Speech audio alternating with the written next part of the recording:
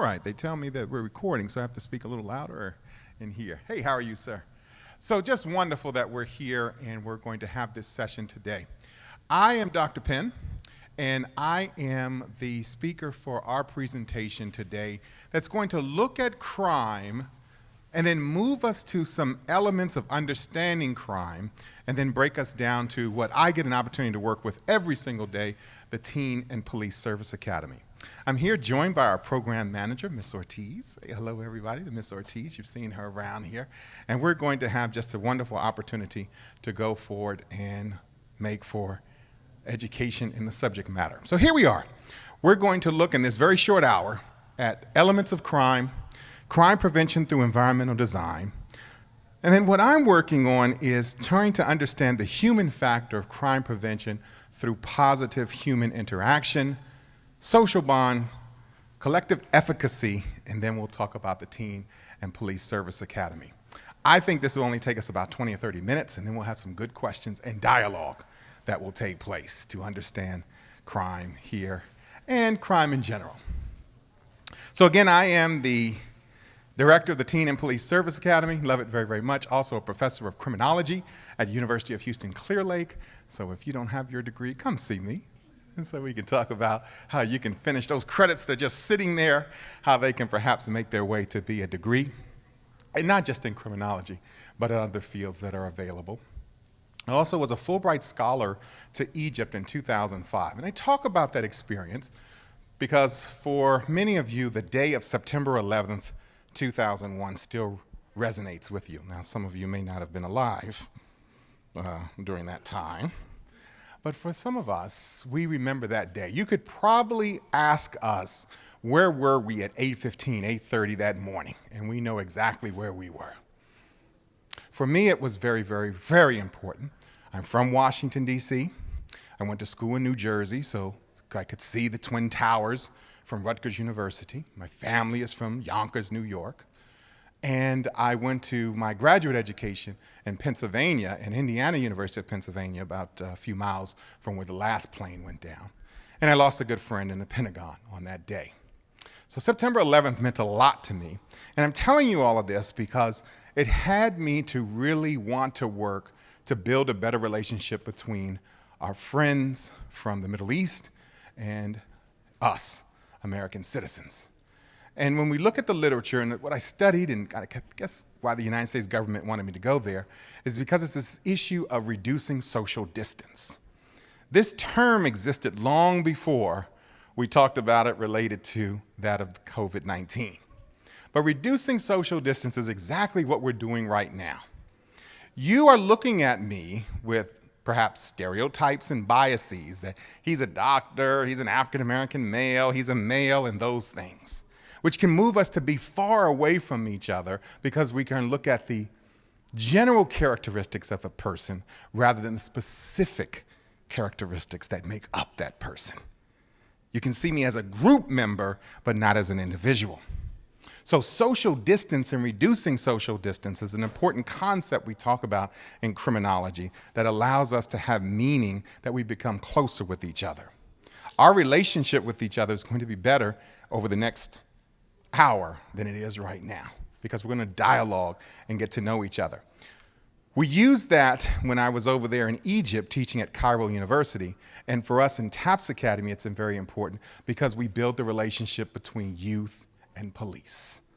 Youth and police. And if you've been on any of those sides, if you will, of youth and police, sometimes they can be quite conflictual, where one doesn't like the other.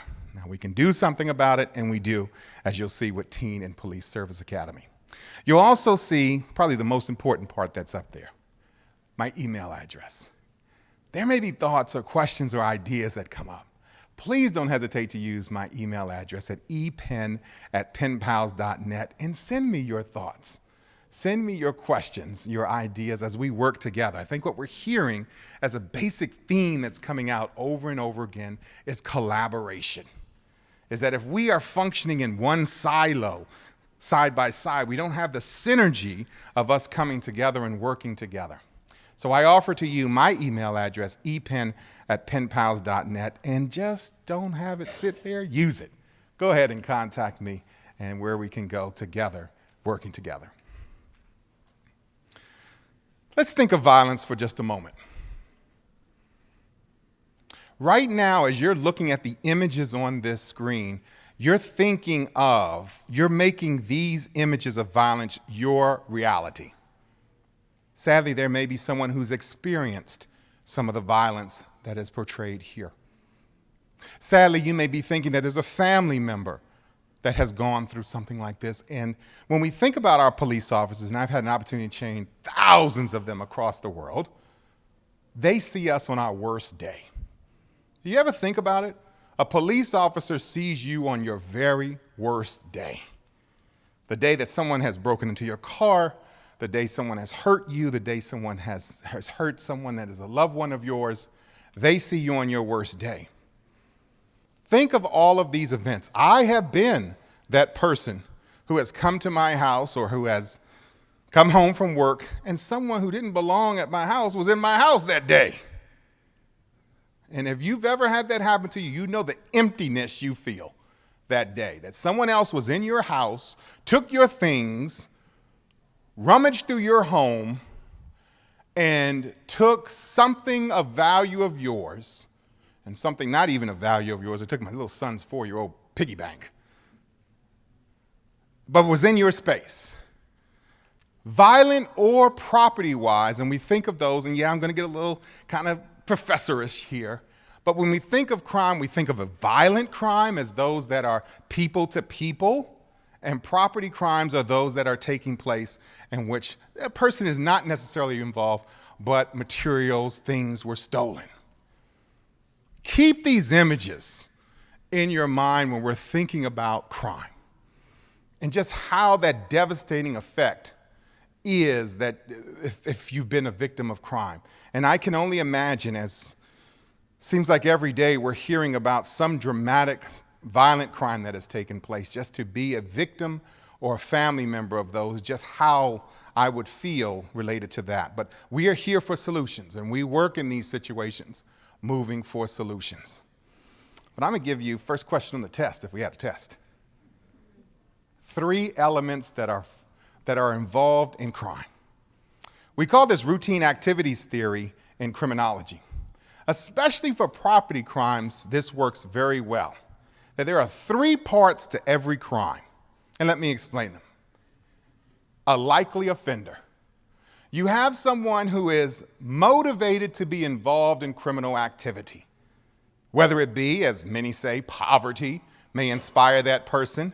I'm poor, you have something I don't have. You have that computer, I take computer, I make money from it. I'm motivated to be involved in criminal activity. So 1, you need a motivated offender. Many of us work the human element of what can we do to reduce the motivated offender? What programs of prevention can be in place so that motivated offender, the motivation is lower? Perhaps if he or she has a better job, has access to resources, a frame of mind that is not involved in crime will have that person not think to be a motivated offender. Then you think, once you've got the motivated offender, wakes up in the morning as a motivated offender, a suitable target. So just as I said right here, that I see your computer, I see a suitable target. I see something as I'm motivated to be involved in crime. Now I see something that is a target, and that target could be a human being, it could be your car, it could be you walking down the street. If you're around the University of Houston campus, you'll see the students walking and not paying attention. There, I just say suitable target right there. Just a suitable target just waiting to be hit. Suitable target. And then that final point, the absence of a capable guardian. Now, when I say capable guardian, most people will probably think that the most capable guardian that we know of is a police officer. Research upon research, year after year, study after study says the most capable guardian is that of a police officer, meaning that if you have a motivated offender, a likely offender, a suitable target, and you have a police officer standing there, it's less likely someone will continue to be involved in that crime. But aren't things starting to flip? You're getting people arguing over a parking space in a Walmart parking lot in broad daylight, shooting each other. So sometimes you look at our theories that we hold so dearly in criminology and say, what the heck is going on? But that's why we're here. That's why we are here, so we can do something for our neighbors who are out there in Houston and Harris County. So those are your three elements that if you think of for a crime to occur, and just think of, if we go back to the previous slide, any crime taking place, what three elements do you need? A likely offender, someone motivated to be involved in crime, a suitable target, and that the absence of a capable guardian. Most of us, like I said, are working on a likely offender. How can we reduce someone wanting to be involved in crime? Suitable targets, there's little we can do about it. They are around us. Some of us still remember growing up in the United States here, we had those big giant TVs that had big backside to them and this and that. You couldn't carry those too quickly and easily. But look how easily I can take your phone, I can take your computer, and I can take other things around you. That's an easy target for someone to take. And then finally, that of an absence of a capable guardian. Police officers present to us the most capable guardian. If we were in class now, I would ask you about some other capable guardians, but we'll get to that in just a moment. CPTED, how many of you have heard of CPTED before? Wonderful. I see some of the folks from public health have done that, indeed. CPTED is crime prevention through environmental design. Crime prevention through environmental design.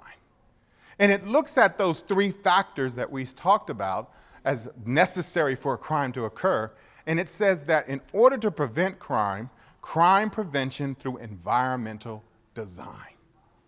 How you make an apartment complex, how you make the entrance to a school, how you make the school, how you make your house look from the outside. That has to deal with everything from access control, natural surveillance, the territorialness of that this is a public space, this is a private space, to that of the maintenance that you have, to activity and support. Now, I'm a certified master crime prevention through environmental design instructor. 80 hours. I'm giving it to you like in about 4 minutes here. So there's an awful lot to it. Lighting is an important element. Think about this with your home. Is your home on your block one that just says to someone who is a motivated offender, this is an easy target? How many of you live on a cul-de-sac? That's a good thing right there. That's a crime prevention right there. Why is a cul-de-sac a crime prevention element? Are you a police officer, sir? You're talking just like an officer. Juvenile probation, you're exactly right. You're exactly right. We know that less crimes occur on cul-de-sacs than major roads, especially those roads that have access to highways, quick getaway. Now, I travel, I won't say the neighborhoods, travel some neighborhoods here in Houston, and you drive through there and you can tell what they're eating for dinner. I mean, there are no shades, no nothing. I can watch TV while I'm sitting at this light. But I notice some of those neighborhoods don't have a lot of crime. So some of the elements of crime prevention through environmental design may not work, but having a wide open house that lets me see all of your suitable targets makes me think, maybe if I'm a motivated offender, I need to come back to this house a little later when they're not there. Think about how in some neighborhoods, if you're talking about suitable targets, you're talking about crime prevention through environmental design, the day after Christmas. How many of you know, okay, I don't put my big box that I got an 18-inch TV, 24-inch TV outside, because everybody knows that. Some of us know that from our neighborhoods. You don't put you break up that box or you put it somewhere else. Don't tell everyone, hey, guess what I got for Christmas? Crime prevention through environmental design, if you look at those pictures to the right there, says that you're interested in especially creating what is public space, what is private space. And even a small fence will do it. Even the idea of a guardhouse, the idea of allowing people to see from the windows out to the outside of a place does it. Look especially at that bottom picture. We all have, I don't want to touch the wrong things here and cut the thing off. I think this is the one that does it. I don't know, lights there. But look at the bottom one. Uh-oh, went backward. Look at that bottom picture of the convenience store. Now, you can't see all of the convenience store, the after, But many of us have been to or driven by the before picture. And don't you have a little bit of cringeness when you have to go in there, maybe you need some change or you got some gas, you say, ooh, boy, I hope I get out of here okay. But look at it, because one of the elements we talk about in crime prevention through environmental design is, is there a clear line of sight? Is there a welcomeness there? Are there lightings there and this and that? Those are sort of limited in the before. But the after picture shows a well-lit place. In my neighborhood, I can see, for example, there's a gas station that's very well lit. Someone did a very good job of thinking of crime prevention through environmental design. So crime prevention through environmental design says often that it is what we build and how we build it can reduce crime. But I say that there's another way to look at it there. I say that we need to think of these three elements of crime and look at crime prevention through positive human interaction. That it is the human who really deters crime. Our crime prevention through environmental design gives us the pieces, but it's building trust, building respect, social bonding, and this idea of collective efficacy. And in social science terms, collective efficacy is that point of view of that the community says what's good, that the community shames, that the community makes for and defines what is acceptable behavior in the community. For some of us growing up, it was, hey, you know what? We better do the right thing. My mom is not around, but Miss Johnson is. And Miss Johnson is going to get the word to my mom before I even get home of what I've been doing. Now, in all communities, that doesn't exist. And what can be worse is, what if that collective efficacy is not positive, but negative? It's okay to steal. It's okay to sell. It's okay to do this. It's okay to do that. That becomes the primary way of thought in that community. That's a very big negative to overcome. For us as social scientists, we believe in collective efficacy, but what happens if that collective efficacy is a negative? It's okay to be involved in crime. It's okay to do these negative things because you don't perhaps have those guardians around from years before that would say, no, that's not what we do here. Matter of fact, it may be even seem more acceptable to do those things. So that's why people to people is important. That's why my colleague in the other room, Carlton Harris, is talking about credible messengers. The research is coming out and is looking very good. And our speakers talked about it, credible messengers. Those people who have been through the criminal justice system, those people who have seen the negative and the worst part of being on that side of the negative side of the criminal justice system, work their way through, and now they are determined to be collective efficacy, positive influences in the community. Now, from our work in TAPS Academy, which we'll talk about in just a moment, you will hear us talk about that, hey, these kids, they like Dr. Penn, that's okay, but they like to talk to an OG. They like to talk to somebody who's been running the streets. They like to talk to someone who knows the real deal out there. I can tell them a little something growing up in Washington, D.C., the late 80s and all of that. But they want to know from someone who knows the same issues that they're dealing with, overcoming those issues, and where they are now. Now, you have to be careful, though, with that of credible messengers, what I found. You got to be making sure they're going to give the whole story. Because sometimes credible messengers can do this. They can go up to, yeah, I lived a hard life, I lived here, it was there, and then they stop. They don't go to the difficultiness, the difficult of, I had to miss my mother's funeral because I was locked up. I had to deal with prison for 20 years and all of what that meant, good and bad. They may just take that young person up to, I'm living high, fast, and good. And then the young person is stuck with thinking it's all good living that way. I mean, that's some of what they see perhaps in some, I'm trying to be very careful with my words here, in some of our media that's presented. That they see a certain picture, but not see some of the negatives that go along with it. So with credible messengers, I think that's great. It's just making sure that the whole story is told, that it's not a rite of passage to think prison is the place to go, the difficulty of being involved in the criminal justice system. And then finally, that of reducing social distance. That leads us to what we do in TAPS Academy. So hopefully you've gotten just a picture. I'm almost giving you a semester of graduate work in like 15 minutes here. But giving you an idea of the three elements of crime prevention through environmental design, thinking seriously about how important the human factor is. That's why, as Jealous and others talked about, better policing needs to take place. What are the alternatives to police officers being in our environments, and who else can do the job other than that of a gun and a badge? Moves us to what we do with TAPS Academy. I am honored to be the director of the Teen and Police Service Academy that started in 2011 with Charles McClellan, the former chief of police of the Houston Police Department.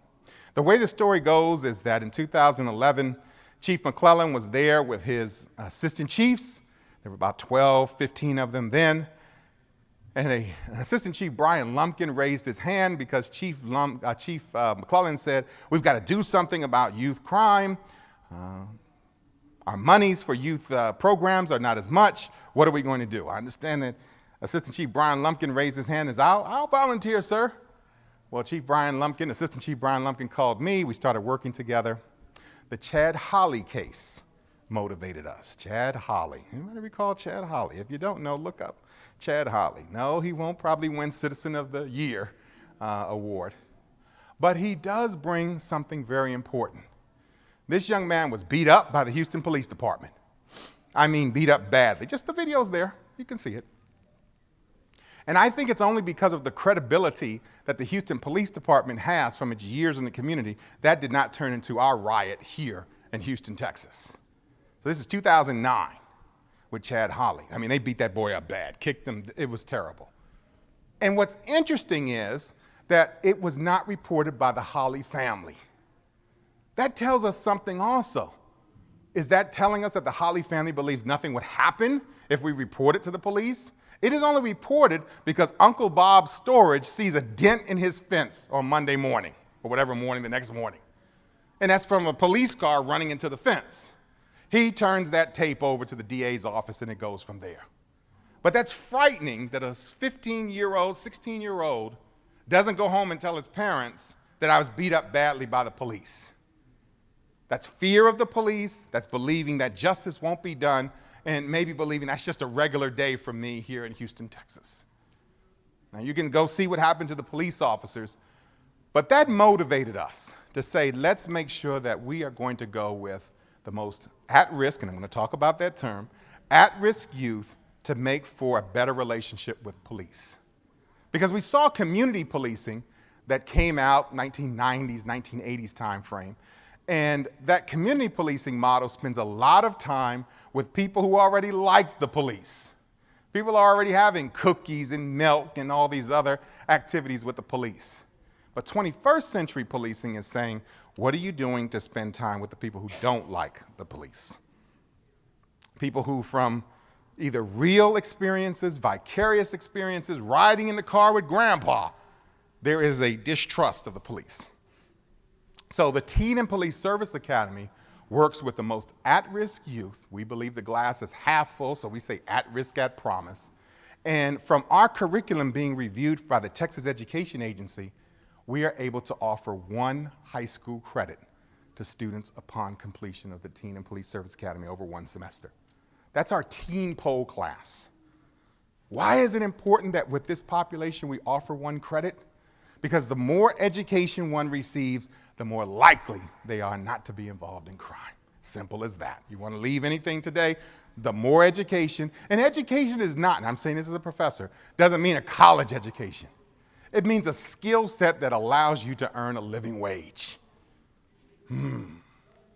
So we're very proud that the Texas Education Agency has seen what we do, and we have teen pole in so many schools, and Miss Ortiz doesn't know that she's going to come up and say hello to and tell you a couple of things there. She's just waiting to come up here and hear that there. But let me just tell you a little bit more about TAPS Academy here. We work with the Department of Justice. You may have seen I was one of the first ones to jump up there to the Office of Juvenile Justice Delinquency Prevention. I got to pinch Director Washington back there for not telling me that we were going to have OJJDP in the house. I mean, hasn't she put together just a wonderful conference? This is just wonderful. Wonderful job indeed. Indeed, yes, I think yes.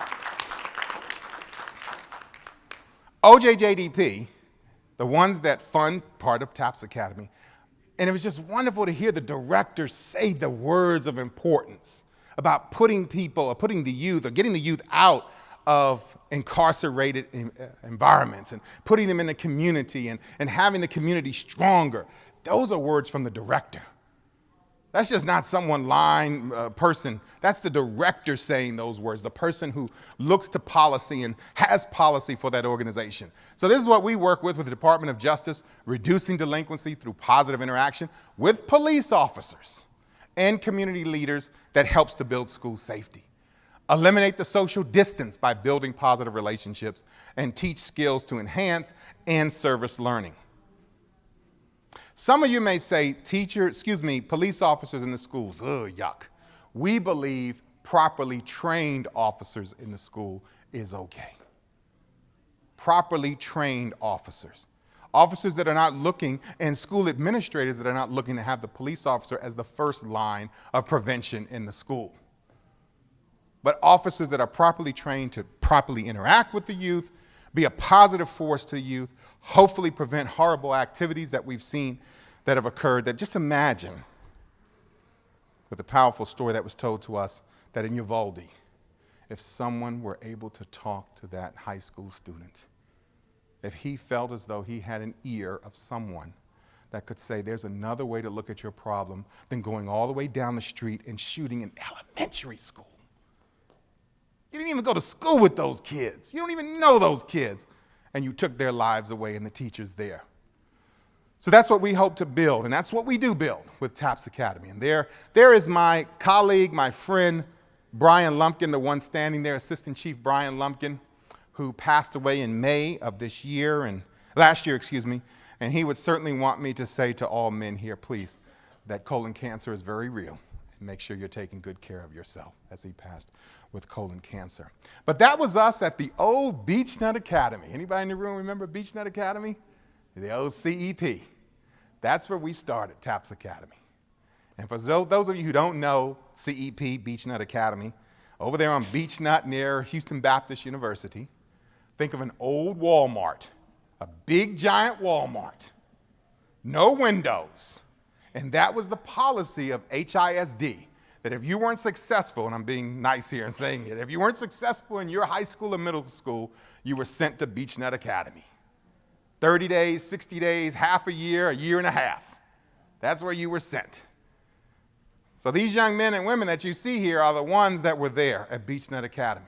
And when we first came up with the idea, police officers and these youth together, do you know, as the story is told, the Houston Police Department almost did not sign off on this grant. Do you know why? Because the lawyer said that there's going to be killing and violence with those two populations in the same room. Fingers crossed, we have not had anything happen in 10, 11 years that we've been together. Yes, okay, I'm hoping that that's still, right. Because we set up an environment for talking, for voice, for communication to take place. Why, police officer, are you always coming to my mother's car when she's in a traffic stop and you got your hand on the gun already? Police officer, why is it that so many of you are in my neighborhood? Police officer, why do you call me boy? I don't call you boy, why do you call me boy? Allows for those conversations to take place. Building relationships, and ooh, the first day is rough. Oh my gosh, it's rough. There are words, my wife is a Sunday school teacher. And I get to hear her lessons. These are not words said in her lessons. But that's okay. That's okay, because that's allowing these youth to have voice. And I tell you what happens. By week 3 or 4, with them meeting about an hour and a half, 2 hours a week, those young men and women are looking for that police officer. Where's Officer Johnson? I saw Chief Lumpkin on TV last night. Where is he? And that's why we tell these officers, if you are involved with TAPS Academy, you better be there every week, every one of the 11 weeks or 16 weeks, because they've already been abandoned by other people. Don't you do the same thing, police officer. So we train them up. We have them ready to be the very best of themselves. Not every officer can be a TAPS officer by long shots. And I'll tell you another thing quite clearly. We don't have enough white officers to be TAPS officers. I didn't know if I was going to go there, but I'm going to go there. It perhaps is this distance, this social distance, but if we are recruiting officers, we need white officers because our young men and women will say it quite clearly. Officer Johnson, hey, you're all right with me. But them others that you work with, how come they don't ever come to Booker T. Washington? How come they ain't ever at Yates talking to us? We got to get around that problem. So if white officers all around Houston, Harris County are watching, come think about being TAPS officers. We'll train you up. We'll get you ready. Nobody's going to bite you. You're going to be all right in there. If you're afraid of them, they're afraid of you out there on the street.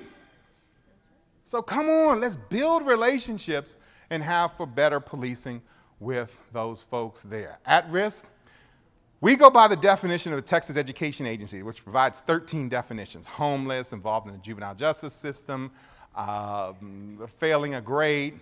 But the first one was that of second grade, third grade, that didn't deal with us because we're in middle school and high school only. So we changed that to receive free or reduced school lunch. So that's what we look for. That's our major population. So you've seen programs such as the DARES, the GREATs, the PALS, Explorers, and for the most part, those programs are with kids that like being around police officers. But what are we doing about those that come in contact with the police but can't stand them? How do we make both parties safe because they better understand each other, just as we're reducing our social distance right now? Just as we're reducing our social distance right now is the wonderful effect of what TAPS Academy has and what occurs there. Wonderful programs. We've learned from them, the positives and the negatives. Many of you may have grown up on DARE. To this day, within a week, if you look for it, the same thing will happen for you. You'll see somebody with a DARE t-shirt on or a DARE bumper sticker, even to this day. Powerful program that still has its remnants around. More theoretical foundation that just helps you to understand that if we're able to reduce the social distance, create belief, connectedness, trust, and respect, that's more of a social bonding built to police, teachers, parents, ministers, and others to society, you reduce crime and increase pro-social behavior. That is a foundation for us in criminology. But building positive relationships, knowing that there's a better way in order to look at life than perhaps what the streets have taught you. I hear so many people say, those kids, they're here because they just make wrong decisions. They make wrong choices. They don't make the right decisions. But if in life you've been constantly told over and over again, or you only see the left turn is the only thing, how are you going to make the right turn? So by having positive mentors, folks that can tell you, here's the right turn. Here's a FAFSA. Here's a job application. Here's how to properly shake someone's hand. Here's how to properly say thank you instead of appreciate it. Yeah, those of you who work with youth, you know what I'm talking about. How to look somebody in the eye and have that positive contact. That's that mentorship that comes, that creates for these opportunities for pro-social behavior. So we are here in these Houston area schools. And for those of you who went to Wheatley, please pardon me, we spelled Wheatley wrong. But don't get on us there. But those are the schools we're in. Miss Ortiz, every single day with her team of what we call educational specialists, work with these schools, work in these schools. And those of you in HISD, you're looking at those lists and saying, ooh, you all doing some work. I could name some, but I won't. But that's where we need to be. And for those of you who may not know, DAEP is now what used to be Beachnet Academy. That's the alternative school. That's where you go now, right there when you're on 59 going up toward the airport. Look at when you're in Lockwood, look on the other side there, you're looking right at DAEP. All right, that's DAEP here. And so we're at the middle school there, and we go all the way down to Lamarck and to Hitchcock. Ms. Ortiz, I'm gonna do the research first, and then I'm gonna have you say a few things. Now, some of you may ask, okay, that's good. He's talking all this nonsense. He's talking all this. But what good is it actually doing? I know it's a busy slide, but before our time is up, I wanted you to see just the effect that our officers have. If you look at respect, close to the police, connected to the police in my community, the police treat all people fairly, you can see we do a pre-test before they start TAPS Academy, and we do a post-test. Look how respect is higher than that of close, connected, treat people fairly. We do this in a training exercise, and so many times the police officers that we train, they'll say, oh, only about 20 or 30% of the youth respect us.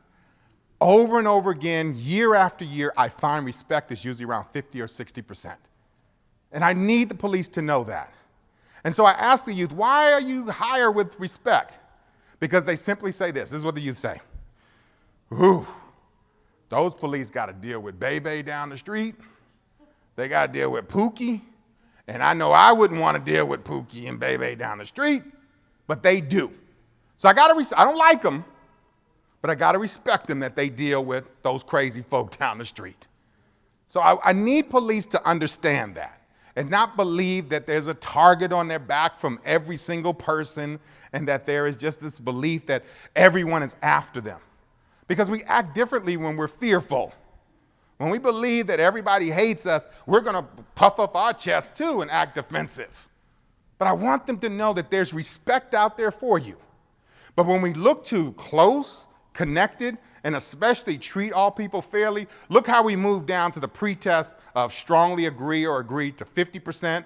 I feel connected 27%. I feel police treat people, all people fairly 22%. So yeah, respect is okay. But close, connected, and treat all people fairly, those numbers go down significantly for pre-test. But then we ask them the same questions when they finish TAPS Academy. When they've had 11 weeks or an entire semester with police officers, they've gone through our curriculum, and look at those numbers. I couldn't believe the 100% over there. But post-test of strongly agree or agree, 100% for respect for the police. Close to the police moved from 50% for strongly agree or agree to 74%. Feel connected to the police moved from strongly agree 27% to 27 to 77%. And police treat all people fairly moved from 22% up to 51% post-test. What does this mean? That there is a stronger belief, stronger ideas of collective efficacy, of social bonding, which then leads to less crime. This is what we do at TAPS Academy. Ms. Ortiz, say hello to them and let them know of what you're doing with all your schools. I'm putting her on the spot there. Come on, Ms. Ortiz. Say hello to everybody. Say hello to Ms. Ortiz, our program manager. Hi, everybody. So I'm the program manager for TAPS Academy, and I just want to touch on the schools because I know when people look at the schools on a list, they're like, whoa, those schools in that area or this area. But we made a big jump in the last year. We went from 10 schools to now 31 schools, which is pretty big, and thank you. Dr. Penn sat down with the HISD superintendent and the HISD police, chief of police, Mr. Lopez, and they went over the numbers. They went over what's going on every school, and they agree TAPS is working, and they just want that to spread over all the schools.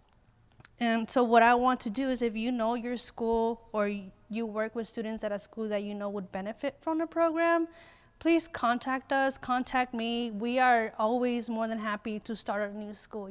We never turn a school down, because what we want to do is help the students, help them build those life skills. While maybe those first 2 weeks, as Dr. Penn said, are tough, believe me, they are tough. But 7th week or even graduation, we have those relationships built and they learn new things. We have students who deal with mental health. And while at home they may not speak to their parents, in class when we talk about it, they open up. And that's what we want. We want them to be able to say, TAPS is a safe place for myself, the officers, and for any visitors. I know we have Mr. Truly here who has visited TAPS at Yates before, and he had a great conversation with a couple of our students about what's going on in Third Ward. That's what we want. We want them to be able to say, hey, in TAPS, I can voice my opinion. I can tell people what's going on.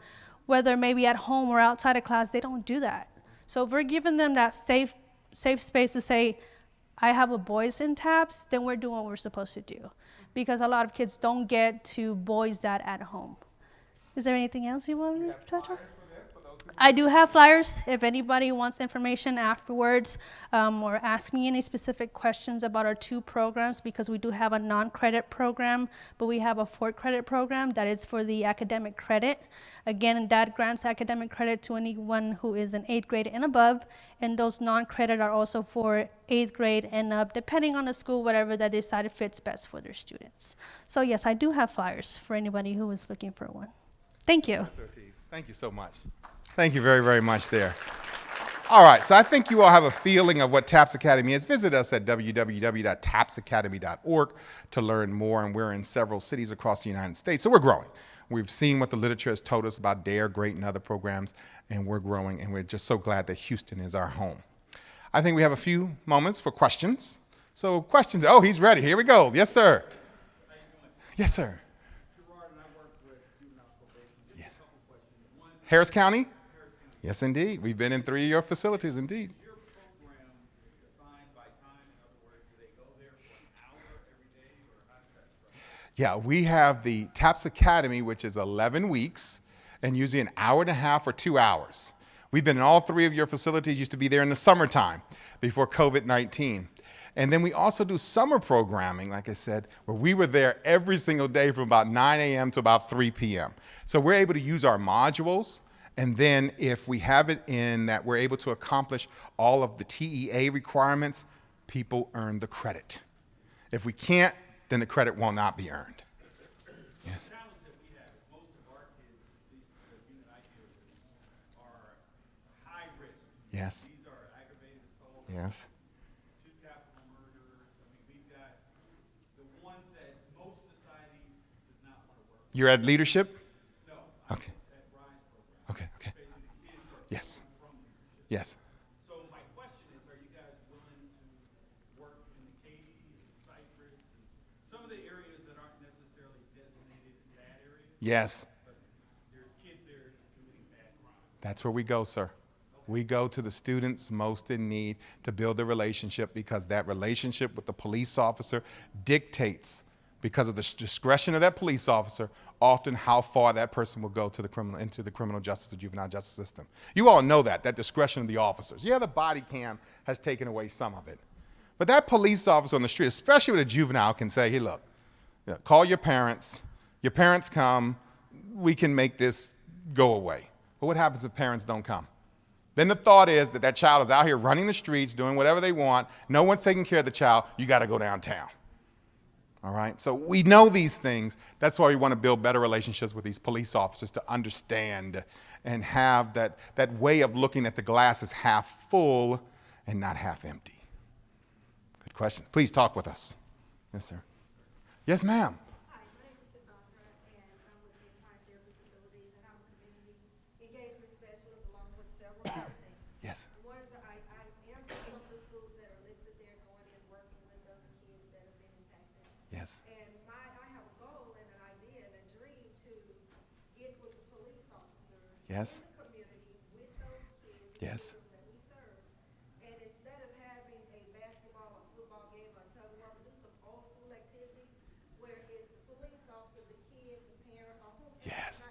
Not like that organization against the police. Yes.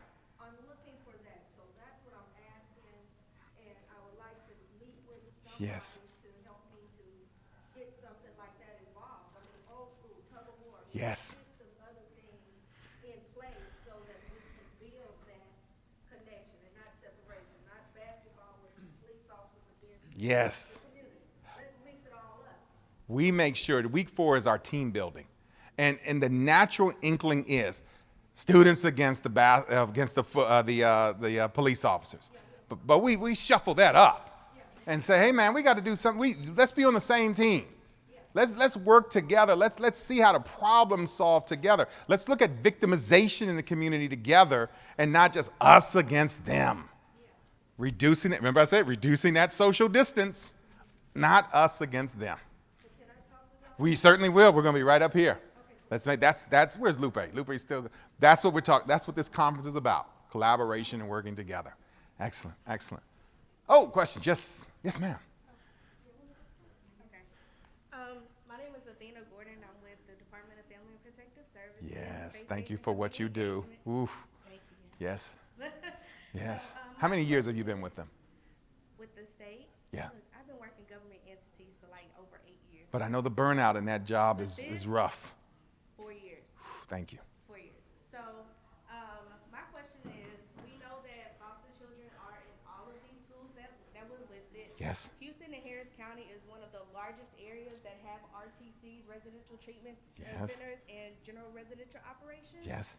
So, is there any way that you're collaborating with the foster children that are in the schools? If not, would you guys be willing to meet them where they are at their facilities?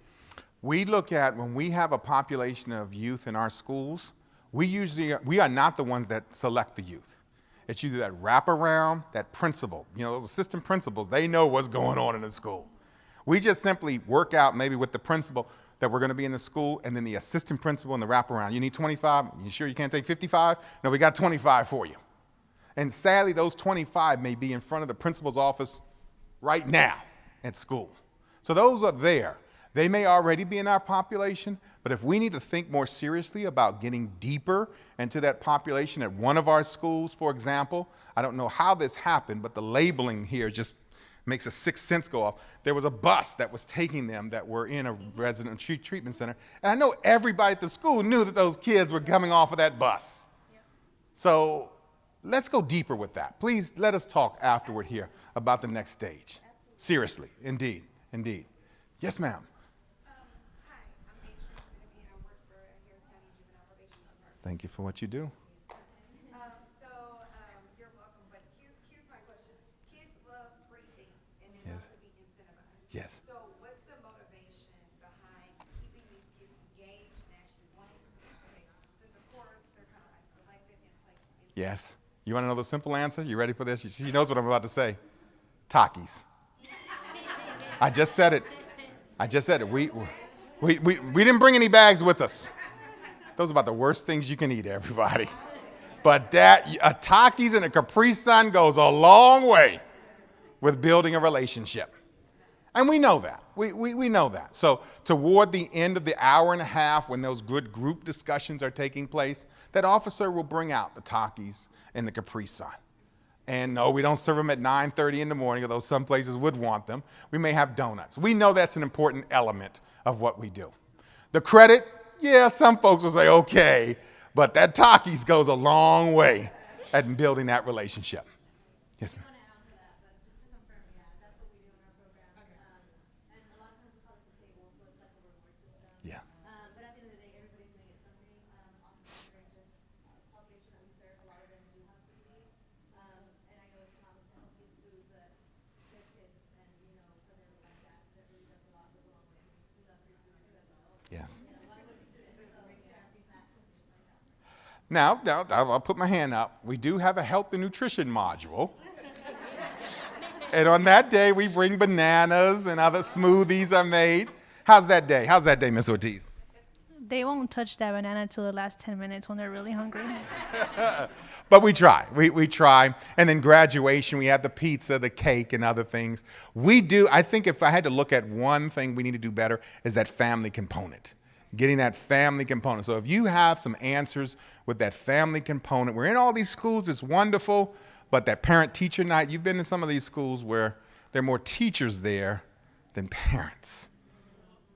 More teachers there than parents.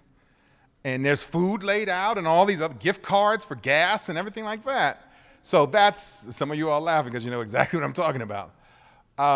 We need to do a better job with parents. What can we do with these parents? Let me go to this young, and then I saw you over here. Yes, what's my time looking like? 1 minute, oh my gosh.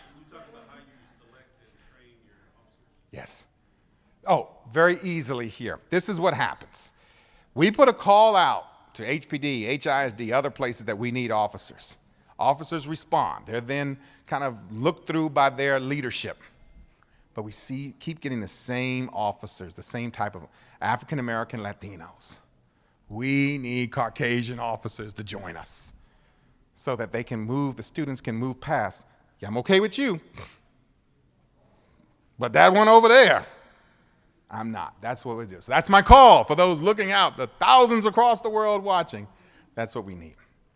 I saw you, sir. Yes. My question is actually on student selection. Yes, student selection, officer selection there. That comes through there. One more. Yes, sir. I just basically got a statement. Being a witness to the PEN program, my name is Leon Truly. I work for the United States Attorney's Office. The program is real. And the reason I say the program is real, we think of as this, we're forcing these students to go into this room with these officers. They're talking real world things. They're talking about life. They're talking about education, relationships, drugs, gangs.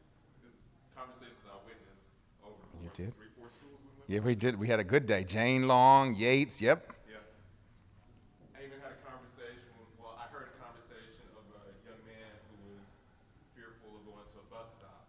And the reason he was Yes. fearful of going to the bus stop because you go to that bus stop, a whole bunch of people hanging around, people with guns, shooting, all this other stuff. And then one young lady in the class was like, why are you scared to go there? You're friends. But they're friends of yours. So she wasn't recognizing he had a trauma going on. He had a pre-placed trauma incident that made him not feel safe in that environment where she never had the trauma. So these are the things that are going Yes. on in these classes. We're discussing these. Then she was made aware of that, and she was like, oh, I didn't understand. Follow me? It's not just, here's a police officer. Yeah. And all this other stuff. Yeah. They're assimilating these kids into an environment. They're not siloed. Me being a product of third ward, black kid, going to school, I see black people every day. My teachers are black. My doctors are black. My everything is black. That's my world. I see this white police officer. I got fear because, quote unquote, he's an officer. Dr. Penn's program is assimilating these kids to understand that these police officers are people too. They have a level of compassion and they want to be a part of your life. That's why I'm reiterating, we need all people Yes. to become a part of this program. Yes. Not inclusive to the people of color. We need females. We need all that because these kids become assimilated. They'll be able to go out into the world. And not only when these police officers are in these classes, the other students in the school benefit from this too. What's he doing here? Oh, he teaches a class. He's pretty cool. That kid has just moved. How they used to say those old commercials. I told 2 friends and they told me. So on and so on and so on. Yes. You're pushing forward this narrative that these officers that come to school are pretty cool, they're all right. So it lowers the aggression, it lowers the tension. So nothing but positive things for us. Thank you, because we want the same thing to happen with that police officer who's over there at Yates, Booker T, whatever, and he sees the kid with pants hanging down, tats, whatever it may be. Just don't think he's a thug just because that's what you think he is. Get to know that young man, and hopefully that police officer that's over at Yates or Booker T will say, no, man, that's not cool to think that way. I work with these kids every Tuesday and Thursday, and they're not like what you think. This one's going to college. This one's doing this. This one's doing that. Breaking that social distance to have for better understanding, to see me for me and not what the group says that I am. Well, they're waving at me and they're not saying hello. They're telling me all sorts of things. It's time to go and to finish, everybody. Thank you. You've been a great audience. Thank you so much, everybody. Take care.